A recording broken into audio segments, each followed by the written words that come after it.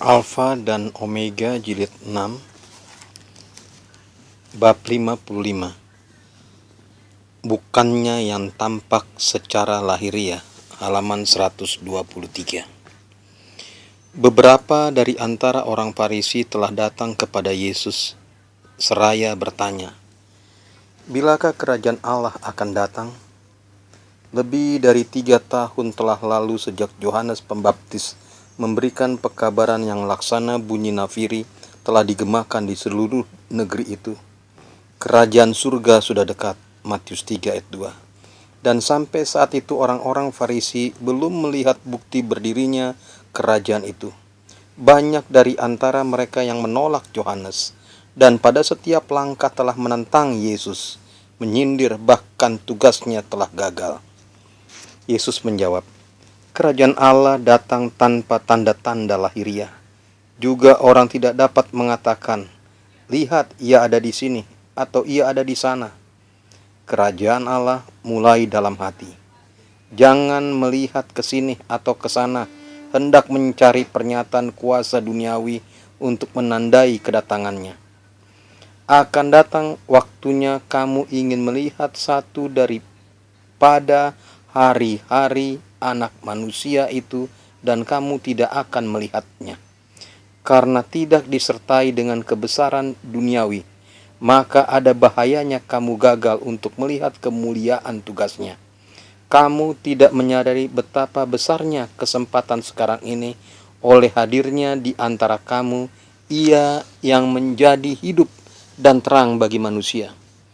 Meskipun dilindungi dengan kemanusiaan, harinya akan tiba bila kamu akan menoleh ke belakang dengan penuh kerinduan pada kesempatan yang kamu nikmati sekarang untuk berjalan-jalan dan bercakap-cakap dengan anak Allah. Karena sifat mementingkan diri dan sifat duniawi, murid-murid Yesus pun tidak dapat memahami kemuliaan rohani yang dinyatakannya kepada mereka.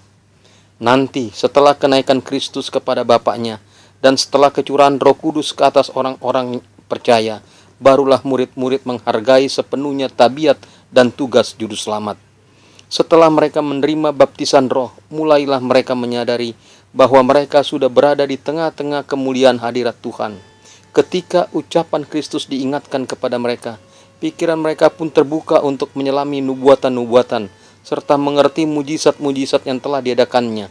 Keajaiban kehidupannya terlintas dalam ingatan mereka, dan mereka bagaikan orang-orang yang terjaga dari mimpi. Mereka menyadari bahwa firman itu telah menjadi manusia dan diam di antara kita, dan kita telah melihat kemuliaannya, yaitu kemuliaan yang diberikan kepadanya sebagai anak tunggal Bapa, penuh kasih karunia dan kebenaran. Yohanes 1 ayat 14. Sebenarnya Kristus telah datang dari Allah kepada dunia yang berdosa untuk menyelamatkan anak-anak Adam yang sudah jatuh. Kini murid-murid tampaknya merasa diri kurang penting daripada sebelum mereka menyadari hal ini. Mereka tidak pernah merasa letih mengulangi perkataannya dan perbuatannya. Pelajarannya yang mereka pahami hanya samar-samar, kini datang kepada mereka sebagai suatu pernyataan yang segar. Bagi mereka Alkitab menjadi sebuah buku yang baru. Ketika murid-murid menyelidiki nubuatan yang menyaksikan tentang Kristus, mereka dibawa ke dalam persekutuan dengan Ilahi dan mempelajari tentang Dia yang telah naik ke surga untuk menyelesaikan pekerjaan yang sudah dimulainya di dunia. Mereka mengakui kenyataan bahwa di dalam Dia terdapatlah pengetahuan yang tidak dapat dipahami oleh manusia tanpa bantuan Ilahi. Mereka memerlukan bantuan dari Dia yang sudah diramalkan oleh raja-raja, nabi-nabi, dan orang-orang benar. Dengan takjub mereka membaca kembali lukisan nubuatan tentang tabiat dan pekerjaannya. Betapa kelirunya pengertian mereka akan nubuatan kitab suci. Alangkah lambatnya mereka menerima kebenaran yang besar yang menyaksikan tentang Kristus. Ketika memandang kepadanya dalam kerendahannya, sementara Ia berjalan-jalan di antara manusia, mereka tidak mengerti akan rahasia penjelmaannya serta pembawaannya yang bersifat ganda. Maka mereka terselubung, sehingga mereka tidak mengenal sepenuhnya keilahian dalam kemanusiaan. Tetapi setelah mereka diterangi oleh Roh Kudus, alangkah besarnya kerinduan mereka untuk melihat Dia kembali dan duduk dekat kakinya. Alangkah besarnya kerinduan mereka untuk datang kepadanya, serta memohon agar Ia menjelaskan kitab suci yang tidak dapat mereka mengerti sendiri. Alangkah besarnya perhatian mereka untuk mendengar perkataannya. Apakah gerangan yang dimaksudkan Yesus ketika Ia mengatakan, "Masih banyak hal yang harus kukatakan kepadamu, tetapi sekarang kamu belum menanggungnya." Yohanes 16 ayat 12. Alangkah besarnya kerinduan mereka untuk mengetahui segala perkara itu. Mereka bersedih karena iman mereka sangat lemah, karena mereka tidak memahaminya, karena mereka gagal semata-mata untuk mengerti kenyataan itu. Seorang bentara telah diutus dari Allah untuk memasyurkan kedatangan Kristus dan untuk menarik perhatian bangsa Yahudi serta pengertian dunia kepada tugasnya, supaya manusia bersedia menerimanya. Oknum yang ajaib yang telah diumumkan oleh Yohanes sudah berada di antara mereka selama lebih dari 30 tahun, dan sebenarnya mereka tidak mengenal Dia sebagai seorang yang diutus dari Allah.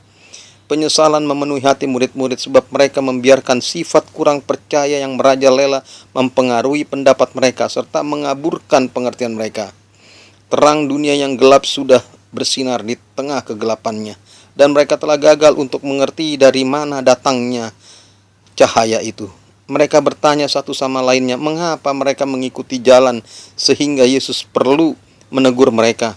Mereka sering mengulangi percakapannya dan mengatakan, mengapa kita membiarkan pertimbangan duniawi serta pertentangan di pihak imam-imam dan rabi-rabi membingungkan perasaan kita, sehingga kita tidak mengerti bahwa seorang yang lebih besar daripada Musa berada di antara kita, bahwa seorang yang lebih bijaksana daripada Salomo sedang memberi petunjuk kepada kita. Alangkah pekaknya telinga kita, alangkah lemahnya pengertian kita.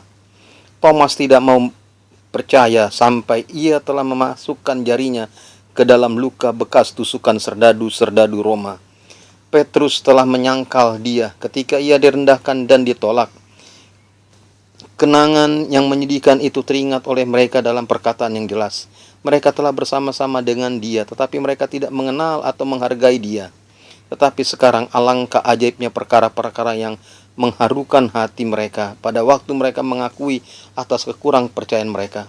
Ketika imam-imam dan penghulu berseru melawan mereka, dan mereka dibawa menghadapi majelis serta dimasukkan ke dalam penjara, maka para pengikut Kristus bersuka cita, karena mereka telah dianggap layak menderita penghinaan oleh karena nama Yesus.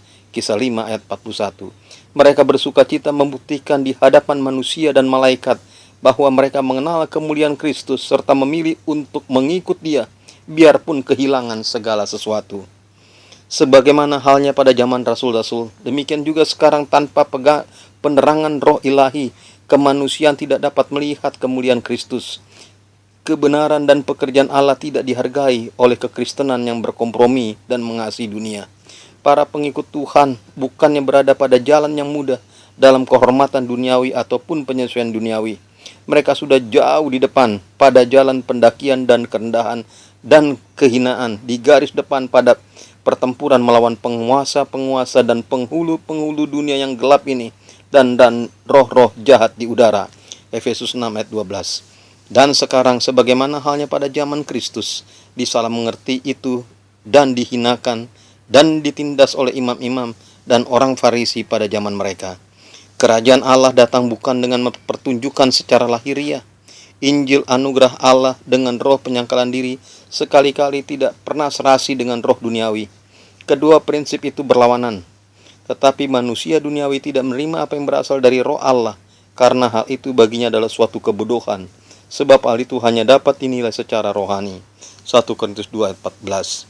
Tetapi dewasa ini dalam dunia keagamaan banyak sekali orang yang sementara mereka percaya mereka sedang mendirikan kerajaan Kristus sebagai suatu kerajaan duniawi dan yang bersifat sementara saja.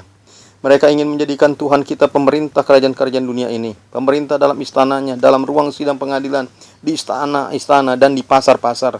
Mereka mengharapkan Dia memerintah dengan perantaran undang-undang yang sah, dipaksa oleh kekuasaan manusia. Karena Kristus tidak ada di sini sekarang secara pribadi, maka mereka sendiri akan bertindak sebagai gantinya, menjalankan undang-undang kerajaannya. menegakkan suatu kerajaan yang seperti itulah yang diinginkan orang Yahudi pada zaman Kristus. Mereka mau menerima Yesus seandainya ia rela mendirikan suatu kerajaan duniawi, menjalankan apa yang mereka anggap sebagai undang-undang Allah, serta menjadikan mereka penafsir kehendaknya dan alat kekuasaannya. Tetapi ia berkata, "Kerajaanku bukan dari dunia ini." Yohanes 18 ayat 36. Ia tidak mau menerima tahta duniawi. Pemerintahan di mana Yesus bertempat tinggal bersifat bejat dan suka menindas di mana-mana terdapat ketidakadilan,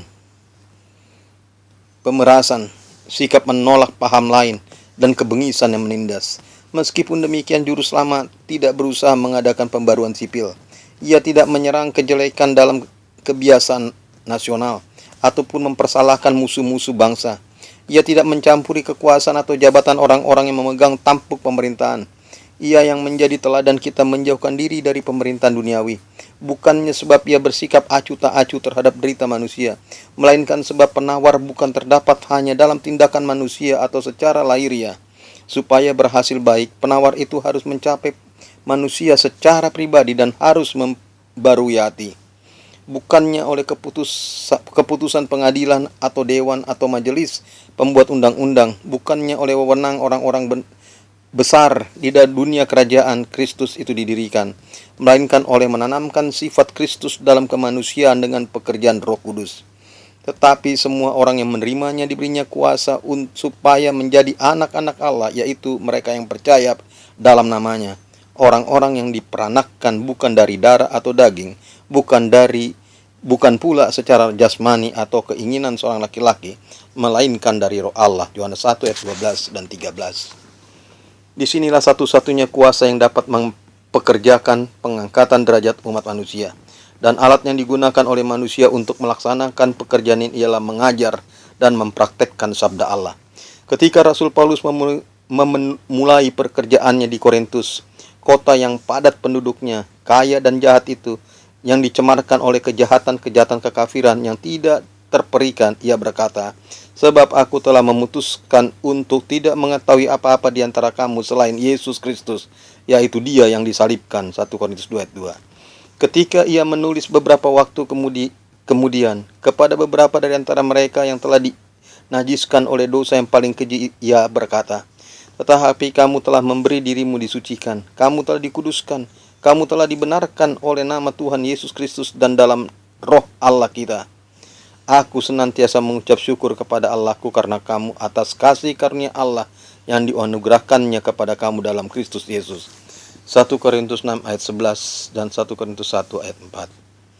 Sekarang, sebagaimana pada zaman Kristus, pekerjaan kerajaan Allah bukannya terdapat pada mereka yang menuntut pengakuan dan sokongan dari pemerintah duniawi dan undang-undang manusia, melainkan terdapat pada mereka yang menyatakan kepada orang banyak dalam namanya tentang kebenaran rohani yang akan bekerja pada orang-orang yang mendapat pengalaman seperti Paulus.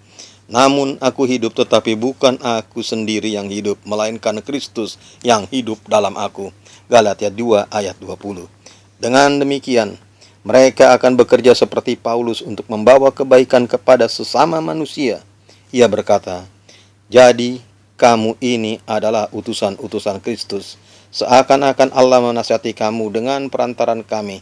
Dalam nama Kristus kami meminta kepadamu, berilah dirimu didamaikan dengan Allah." 2 Korintus 5 ayat 20.